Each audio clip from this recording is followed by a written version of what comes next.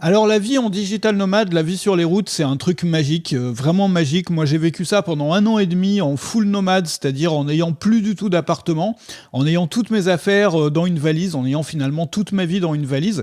Et puis après j'ai continué l'aventure avec des années et des années d'expatriation, maintenant plus d'une décennie, même beaucoup plus, quasiment 20 ans d'expatriation au total, en tout dans ma vie. Et du coup, quand il y a des gens qui s'intéressent à ces sujets-là et puis qui voient des photos sur Instagram, de tel ou tel digital nomade sur la plage avec son ordi pendant que nous on est en hiver en Europe à avoir froid, pas mal de gens qui bossent sur le web se disent ouais, cette vie là elle est peut-être pour moi. Le problème c'est que quand on se lance là-dedans sans en voir et sans connaître les mauvais aspects, les aspects qui peuvent être vraiment vraiment difficiles, on peut avoir des déceptions après. Et c'est la raison pour laquelle j'ai voulu écrire un petit texte qui s'appelle Vivre en digital nomade, l'envers du décor, attention c'est pas rose. Et c'est un petit texte que j'ai écrit pour mon blog qui se trouve dans la description, sur lequel maintenant il y a un article tous les jours. N'hésite pas à aller faire un tour pour voir. C'est des articles pour les entrepreneurs, pour les gens qui travaillent sur le web. Et dans cet article, voilà ce que je dis. Imagine juste pendant 1 minute que tu n'aies jamais entendu parler de ce qu'est un digital nomade. Oublie les images de cocotiers, de MacBook sur la plage et de soleil en plein hiver.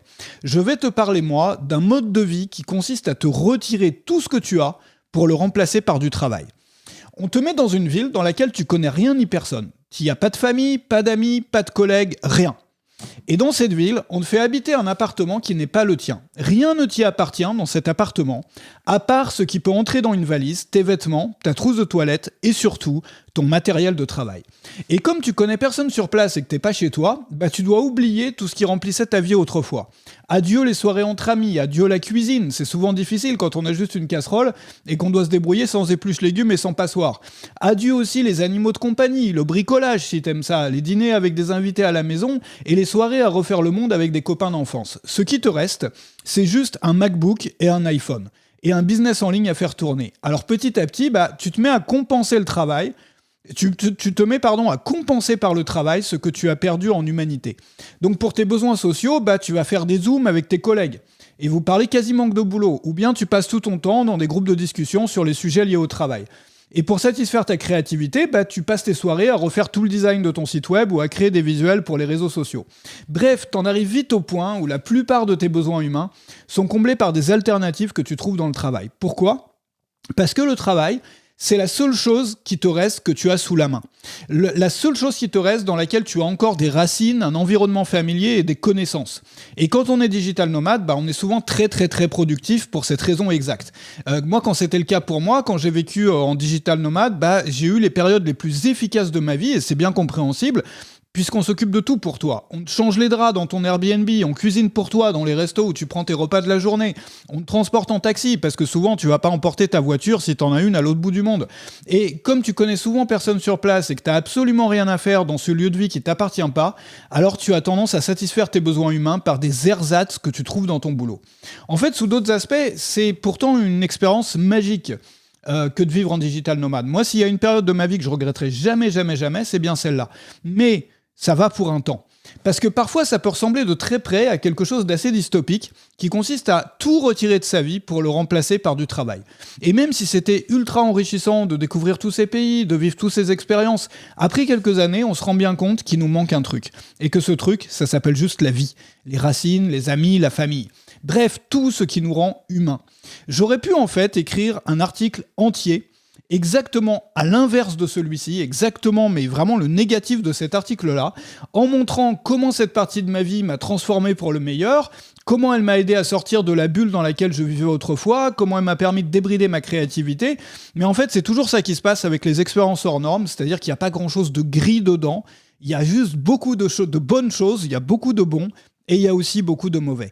Alors, cet article-là, je l'ai écrit parce que finalement, quand on a tendance à voir qu'une vie différente de la sienne peut être vraiment, peut résoudre tous ses problèmes, que c'est vraiment la clé, que tout va être magique, tout va être rose, tout va être beau, on est souvent déçu après. Alors que quand on connaît les deux côtés de la chose, et pour les digital nomades, c'est souvent ça en fait. C'est souvent le fait de perdre tout ce qui faisait la richesse de ta vie. Alors tu remplaces par des nouvelles choses, évidemment, tu découvres des pays, tu vas rencontrer des gens que tu n'aurais pas eu l'occasion de rencontrer, tu vas ouvrir, tu vas débloquer tes barrières mentales qui sont sont liées à ta culture, tu vois, à ton milieu d'origine et tout ça. Tu vas souvent rendre possible aussi des choses qui n'étaient pas possibles autrefois, justement en cassant ces limites qui sont là du fait de par ton milieu social, ta culture, ta famille, etc. À te montrer qu'il y a autre chose qui est possible.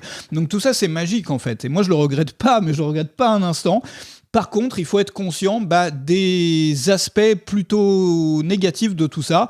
Et pour beaucoup de digital nomades, c'est la solitude qui vont remplacer par le travail. Moi, si tu as vécu une expérience comme ça, je t'invite à me le dire dans les commentaires, à partager ça, parce que ça peut intéresser les autres personnes qui ont regardé cette vidéo. De savoir si toi, tu as eu une expérience de digital nomade, si toi aussi, tu as été touché par ça.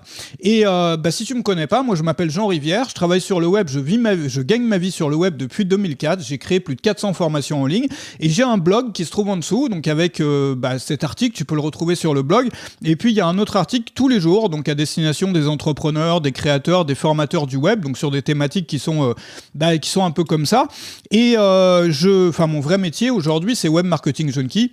Ça se trouve aussi dans la description, c'est le premier lien et dans le premier commentaire. Et je crée une leçon, tous les jours, une leçon vidéo pour une communauté d'entrepreneurs du web.